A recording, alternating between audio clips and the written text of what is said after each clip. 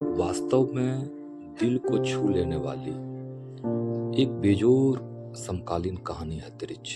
एक ऐसी कहानी है जो गांव की पगडंडी से लेकर नगरीय चौराहे पर दिन दहाड़े घटित होने वाली अमानवीय और विभत्स घटनाओं का बदसूरत या कुरूप पुलिंदा है जो हमें अंदर तक झकझोर देता है।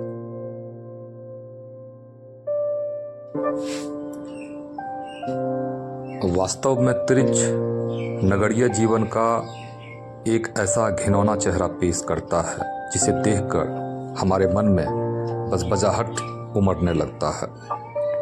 यह कहानी है एक स्कूली मास्टर की। नैतिकता और आदर्श की बात करने वाले मास्टर साहब को किस प्रकार शहर नंगा कर मॉब लिंचिंग कर देता है, इसे सुनकर ही रोंगटे खड़े हो जाते हैं।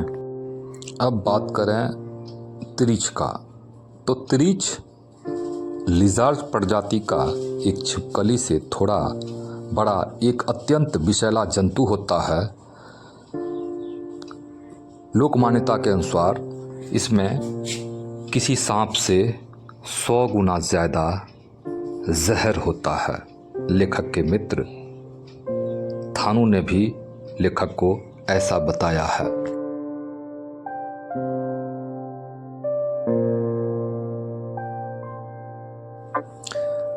कहानी शुरू होती है मध्य प्रदेश के एक गांव से।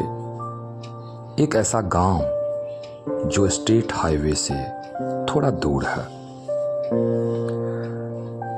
और बुनियादी सुविधाओं से वंचित है। गांव में लेखक के पिता रहते हैं। कहानी लेखक के पिता पर ही केंद्रित है। लेखक के पिता कभी प्राइमरी और मिडिल स्कूल के अध्यापक हुआ करते थे और हाँ, वो इस गांव के कभी प्रधान भी थे। पर लेखक के पिता सदैव नैतिकता और आदर्श की बात किया करते थे।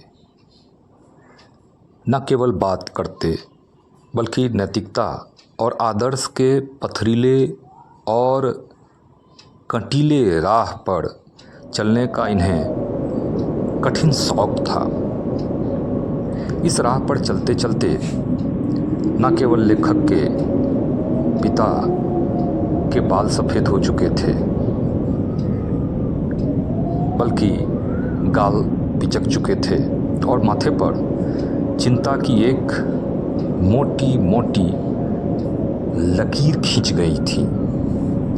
नैतिकता और आदर्श के राही प्रायः निर्धन होते हैं। लेखक के पिता भी इसके अपवाद नहीं थे। लेखक जब बच्चे थे तब लेखक के स्कूल की मामूली फीस भरने में भी पिता प्रायः असक्षम रहते। हाँ, एक बात ज़रूर थी, पथरीले राह के इस राही ने इज्जत बहुत कमाई। लेखक के पिता तंबाकू को प्रायः अपने होठों के नीचे दबाए रहते थे और बोलते तो बहुत ही कम थे।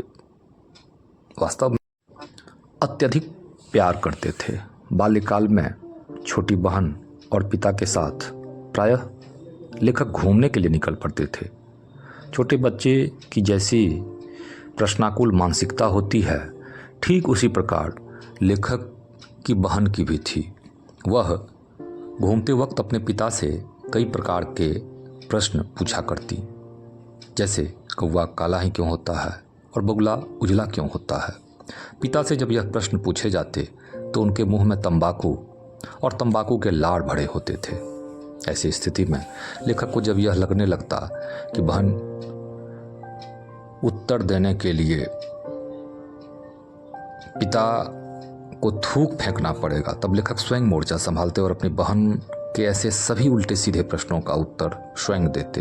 लेखक ऐसा इसलिए करते ताकि पिता बहन के प्रश्नों का उत्तर बार बार अगर देंगे तो बार बार उन्हें खैनी बनानी होगी और बार बार उन्हें थूकना होगा। दरअसल लेखक अपने पिता को किसी प्रकार का कष्ट होने देना ही नहीं चाहते। हाँ, एक बात और, खेल खिलौने और घोर अभावग्रस्त जिंदगी के बाद भी लेखक को अपने पिता से किसी प्रकार की शिकायत नहीं थी, बल्कि पिता की मौजूदगी उनके लिए ऐसा लगता था मानो कोई उनका बाल भी बांका नहीं कर सकता।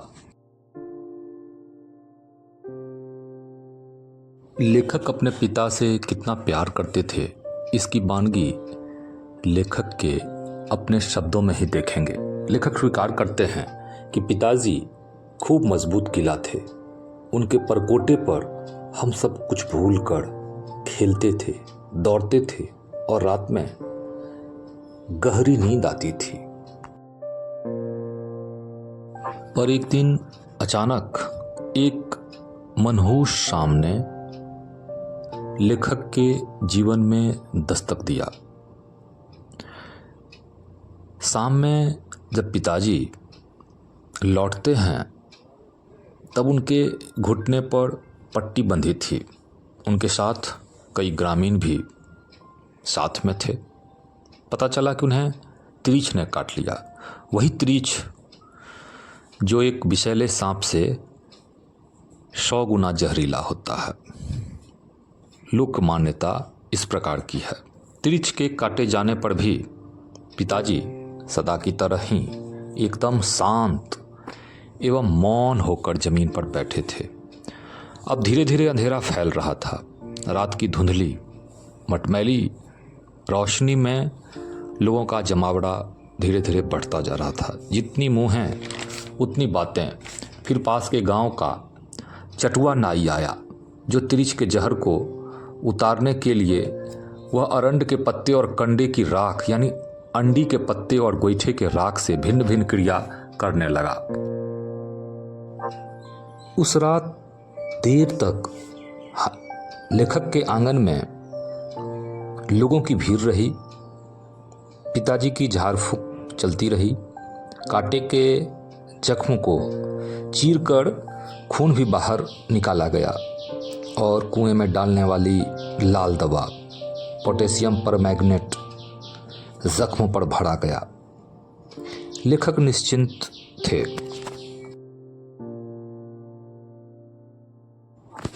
हालांकि लेखक कहते हैं कि एक अच्छी बात यह हुई कि जैसे ही वह त्रिछ पिताजी को काट कर भागा, पिताजी ने उसका पीछा करके उसे मार डाला था।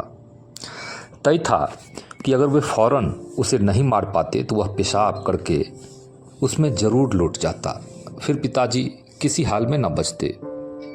यही वजह थी कि पिताजी को लेकर मुझे उतनी ज़्यादा चिंता नहीं रह गई थी। जाहिर है गांव में कई प्रकार के ऐसे अंधविश्वास हैं जो अग्राह्य लगते हैं, लेकिन उसके प्रति लोगों के मन में कोई तार्किक स्वरूप नहीं होता है। लेखक अपने बचपन में खौफनाक, यातनादायक, भयाक्रांत और बेचैनी से भरा सपना देखा करता था। अक्सर ये सपने त्रिछ पर केंद्रित होते थे। सपने में वो देखते वो भाग रहे हैं। उनका पूरा शरीर थक रहा है, फेफड़े फूल रहे हैं, पसीने से उनका शरीर लथपथ, वो बेदम होने लगते हैं। एक बहुत ही डरावनी, सुनकर डालने वाली मृत्यु के बिल्कुल करीब वो जाने लगते हैं। वो जोर से चीखने लगते थे। इसी दरमियान माँ बतलाती कि उन्हें सपने में बोलने और चीखने की आदत है।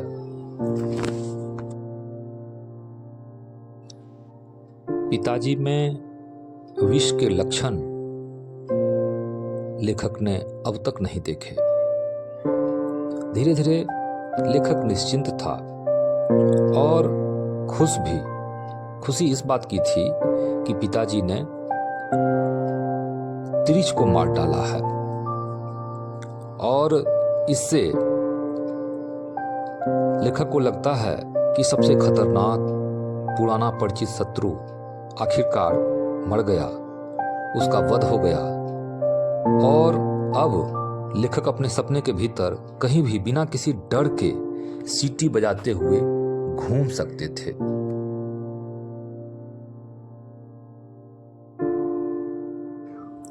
अगली सुबह पिताजी को शहर जाना था। अदालत में पेशी थी। उनके नाम सम्मन आया था। इससे पूर्व वो अदालत के सम्मन की अनदेखी कर चुके थे। जाहिर है इस बार अगर नहीं पहुंचते तो उन्हें इस बात का अंदेशा था कि उनके घर की कहीं नीलामी ना हो जाए।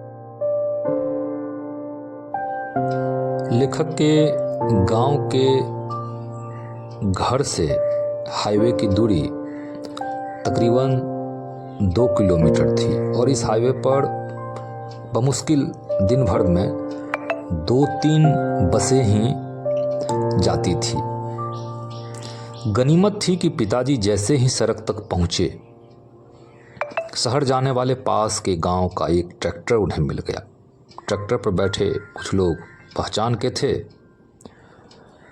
ट्रैक्टर 2-2.5 घंटे में शहर पहुंच जाने वाला था, यानी 100 समय अदालत खुलने के काफ़ी पहले।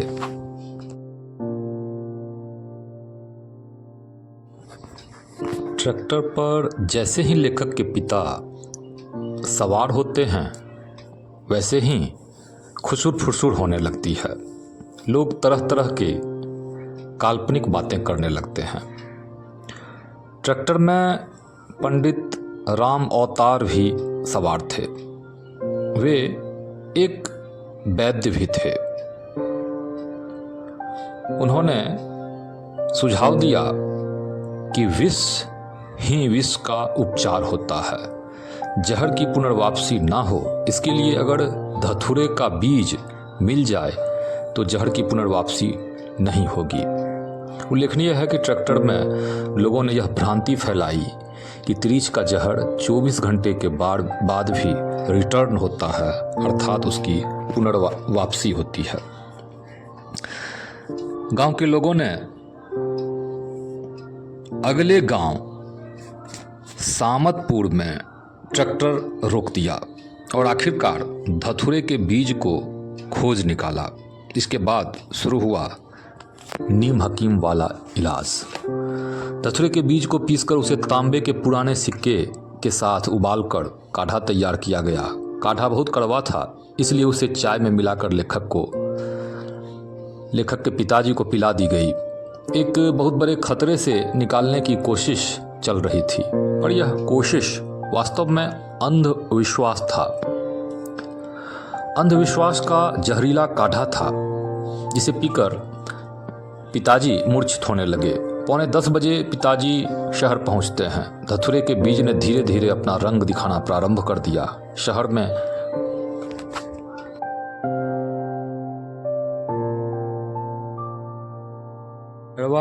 टॉकीज के पास वाले चौराहे पर जब पिताजी को उतारा गया तब उनका गला सूख रहा था। वे थोड़ा परेशान भी थे क्योंकि उन्हें अदालत जाने का रास्ता मालूम ही नहीं था। ऐसा कहा जाता है कि धतूरा और धन के नशे में व्यक्ति बौरा जाता है, यानी अपनी मानसिक स्थिति खो देता है। पिताजी की मानसिक स्थिति धतूरे के बीज के कारण शहर के देशबंधु मार्ग पर स्थित स्टेट बैंक ऑफ इंडिया की इमारत में लगभग बेहोशी की हालत में पिताजी पहुंचे। पिताजी को लगा कि उनका ग्रामीण रमेश दत्त शायद यहाँ मिलेगा और पानी पिला देगा, फिर अदालत जाने का रास्ता भी उसी से पूछ लेंगे। स्टेट बैंक ऑफ इंडिया में जिस समय पिताजी पहुंचे, कैशियर अग्निहोत्री कैश चेक करने में लगा था। पिताजी को देखकर अग्निहोत्री पूरी तरह से चीख पड़ा था। उसने डर से खतरे की घंटी बजा दी। चारों ओर कोहराम मच गया। सभी पिताजी की ओर दौड़े। नेपाली चौकीदार थापा ने पिताजी को धर दबोचा और मारता हुआ कॉमन रूम की तरफ ले गया। पिताजी बेहोशी की हालत में कुछ बोल रहे थे, लेकिन बैंक कर्मियों ने उनकी सार्वजनिक धुनाई कर दी। बाहर निकलते वक्त पिताजी का चेहरा धूल से सना हुआ था और मुंह से उल्टी की वास आ रही थी। बैंक से निकलते निकलते पिताजी के कपड़े फट चुके थे, निचला होठ कट गया था और नीचे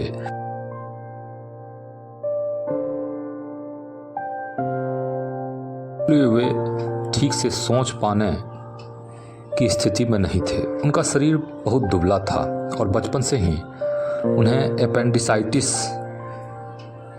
की शिकायत थी। हो सकता है उनके दिमाग में ये बातें चल रही हो, 2 दिन मिले उधार में, घाटे के व्यापार में किस किस का हिसाब करूं या पूंजी शेष लुटाऊं मैं। राह अब अनायास थाने की तरफ पिताजी के कदम बढ़ने लगते हैं। वे किसी तरह सीधे अंदर पहुंच गए। ठीक उसी समय थाने के SHO राघवेंद्र प्रताप सिंह इस उधेड़ बुन में थे कि टिफिन में पड़े करेले और पराठे भला गले में कैसे उतरे, पर हिम्मत करके वे जैसे ही निवाला मुंह में रखे वैसे ही पिताजी SHO के टेबल के पास पहुंच चुके थे। पिताजी के चेहरे और कंधों के नीचे उल्टी लगी हुई थी और उससे बहुत तेज़ दुर्गंध उठ रही थी। हालांकि SHO को बाद में इस बात का पछतावा भी हुआ कि अगर लेखक के पिता का उन्हें वास्तविक परिचय होता तो वे इस घटना को इसके बाद उन्हें ही नहीं रोंगटे खड़े करने वाले दृश्य सबने उन्हें भिखमंगा समझा। इतवारी चौहान दिखते हैं, उन्हें फिर कॉलोनी शहर के चौराहे पर धकेल दिया। सबसे पॉश कॉलोनी थी। शहर के लगभग शीर्षस्थ व संभ्रांत लोगों का यह मोहल्ला था। यहाँ पर पिताजी के शरीर पर एक पट्टेदार जंघिया बचा था जिसका नाड़ा शायद टूट गया था और वे बार बार अपने बाएं हाथ से संभालने की नाकाम कोशिश कर रहे थे। पिताजी की यह दुर्दशा शहर के मुट्ठी भर सिरफिरे लोगों ने की। जिस समय मॉब लिंचिंग यानी पीट पीट कर पिताजी को मार डालने की कोशिश सिरफिरे लोगों के द्वारा की जा रही थी, उस समय वो जोर जोर से चिल्लाकर कह रहे थे, मैं Ramswarath Prasad, ex school headmaster and village head of ग्राम वैकेली।